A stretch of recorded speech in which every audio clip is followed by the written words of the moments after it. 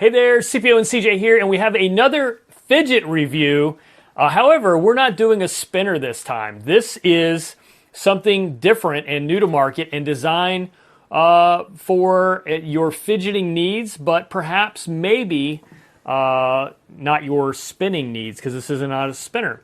So, admittedly, a lot of the fidget spinners we've been reviewing are, while originally probably geared for people who fidget, people with autism, ADHD, things like that, any type of fidget or disorder that turned into sort of I'm going to call it a fad, but it's blown up in the last few months as sort of a craze. That's a better word, a craze. And so they're more a toy. I mean, I hate to say it, they're for enjoyment. They're something you tinker with or play with because they're enjoyable and they do satisfy that fidgeting need. This guy here is, I would say, probably more geared to those who really need something to fidget with or really enjoy fidgeting, right? We've seen the fidget cubes on the market. This is very similar. However, you'll notice as CJ does the review for you, you will have the opportunity to fidget with both hands at the same time, which is kind of cool. So we got this today, and CJ has actually played with a little bit.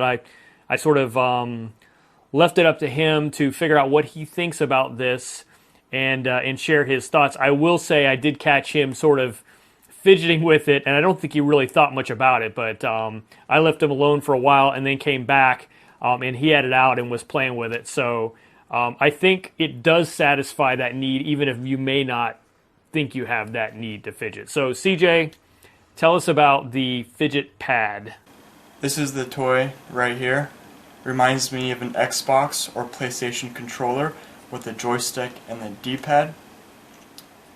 It has multiple things. I'm pretty sure there's 7. There's 2 rollers, one on the front, one on the back. There is a spring. And then there's a spinny thing on the back and a clicker also on the back. And what I've actually noticed is for every noisy thing, there's a quiet thing. For example, on the D-pad, 2 of them click and 2 of them do not make any noise. Same thing with the joystick, no noise, but the spring, noise. The rollers, the ones on the front make noise, the one on the back does not make noise. And then finally, the very back, you have the clicker, which makes noise, and the spinner that does not make any noise.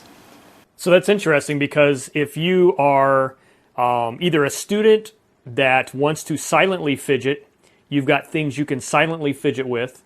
If you're a parent that wants to tell your child to silently fidget, they have that opportunity as well, right? That's a pretty interesting observation. I didn't really notice that when I first looked at it. It does come with a little wrist strap that you can actually attach. It will attach right through these holes right here. So you can hang on to it if you need to, or clip it to some keys. I will say it's a lot smaller than I expected it to be, because I look at pictures online and it's hard to get a sense. And of course, my brain knows what a game controller size is. And then when you get this, you're like, oh, well, that's a lot smaller than I expected. So what do you think about all of the fidgetability of this particular pad? I actually liked it more than I thought I would.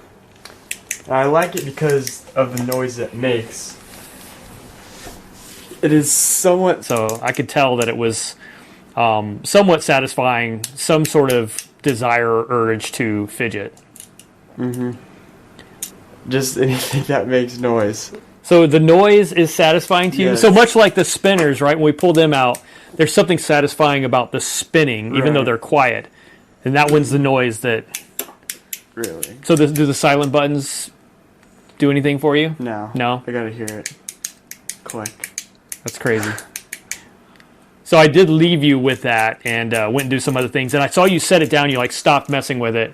And then I came back like an hour later and you were sitting there clicking it. Anyway, so that's it. I mean, there's not much else to say about this little guy. It's lightweight. It has, like CJ said, a variety of options for fidgeting, and it's an easy one-hand fidget device, or you could, I guess, pretend like you're playing a video game and two-hand fidget, but it does offer things that rotate, things that roll, things that clip, things that spring.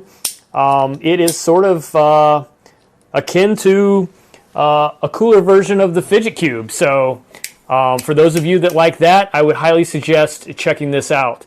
So you can get this at WeFidget.com, and that's it. This is the stress pad designed for the fidgeter. So thanks for watching. We'll catch you on the next one.